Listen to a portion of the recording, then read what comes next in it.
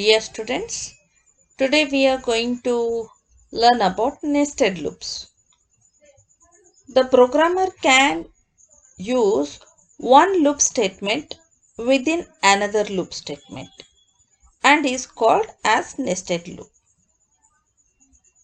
It informs the machine to do repetitive work repeatedly. It is used by programmer to solve complex problems that include complex repetitive steps. So what does it mean? It means that if you are going to write a loop within another loop, it is called as a nested loop. And we use it whenever we are going to perform some complex problem. So how many times such loop within loop or what we call as nested looping is allowed? ANSIC supports 32 times of nesting of a loop. So let's have a look on one of the example. So we have an example here wherein I am using a while loop. I am writing the outer while loop for which the condition I less than 5 is being checked. We have an inner for loop for which the condition j less than or equal to 10 is being checked. Okay, so initially I is initialized to 1. So as long as the condition in the while loop, that is I less than or equal to 5 is satisfied, it goes on repeating this loop, right? Now let's say for the first time when I is equal to 1, it checks the condition, it enters the loop, and inside we have j is equal to 1 and j is being checked with value 10. So j is less than or equal to 10. So as long as the value of j is less than or equal to 10, it repeats the inner loop. If you can see, the inner loop body is from here to here.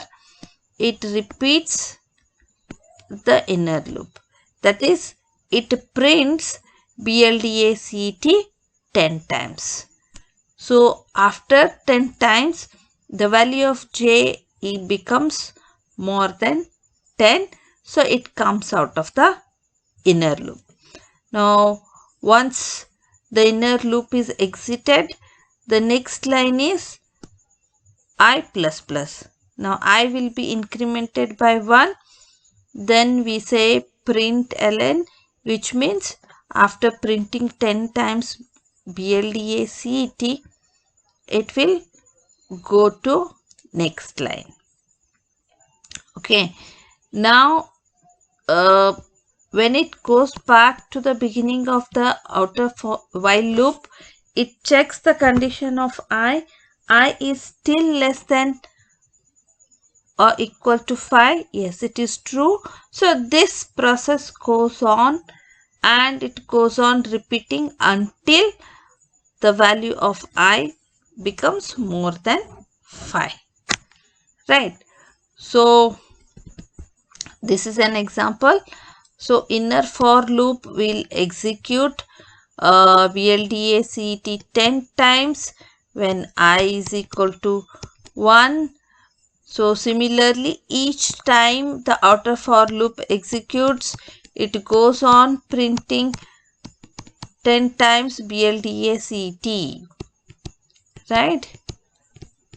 It prints BLDACET Bijapur consecutively 10 times, right?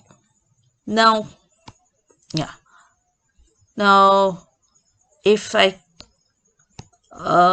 check how many times it has done 10 10 10.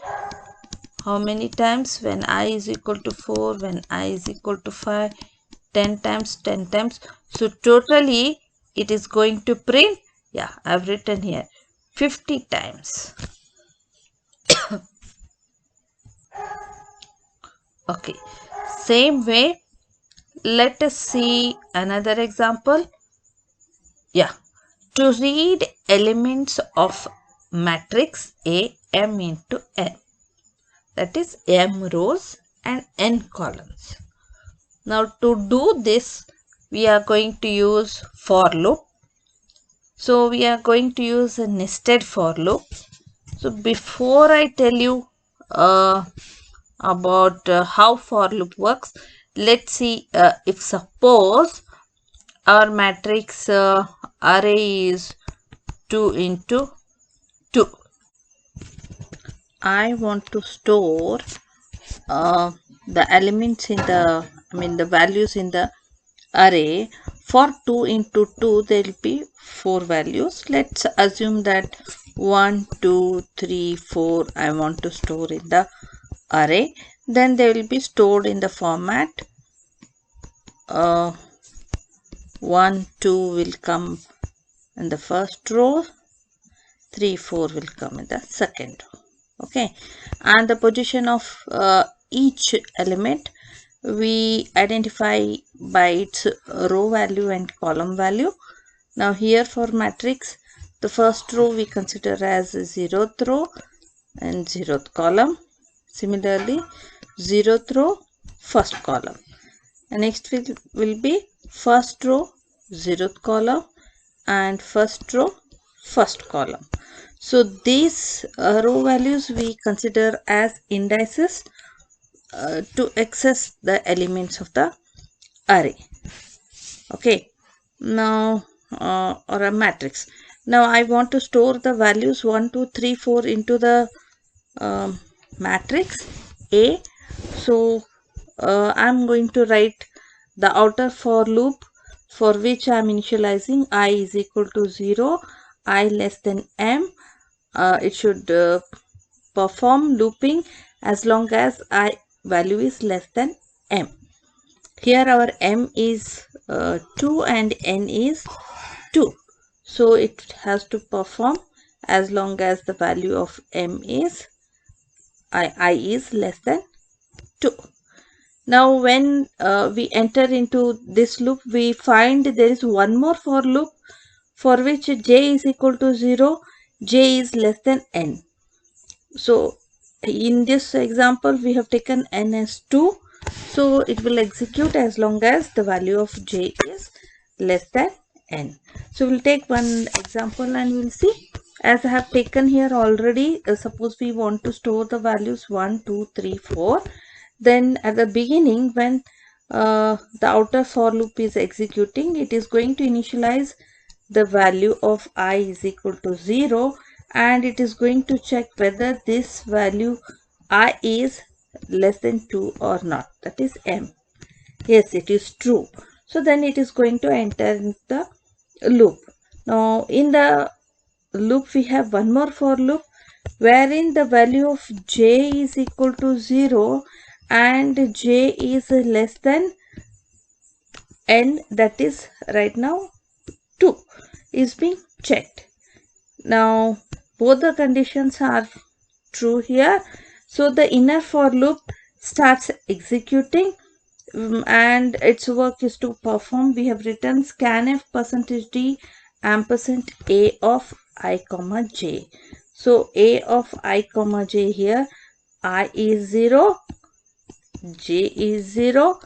So it is going to scan the value and it is going to store in the location a of 0 comma 0. That is, it will read value 1 and it will store here at 0th row and 0th column. Now before it goes back to the beginning of the inner for loop, it is going to increment the value of j.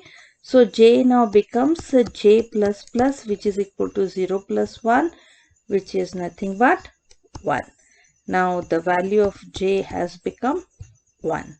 So again it is going to check, is j less than 2? Yes, true. If it is true, it will enter the loop.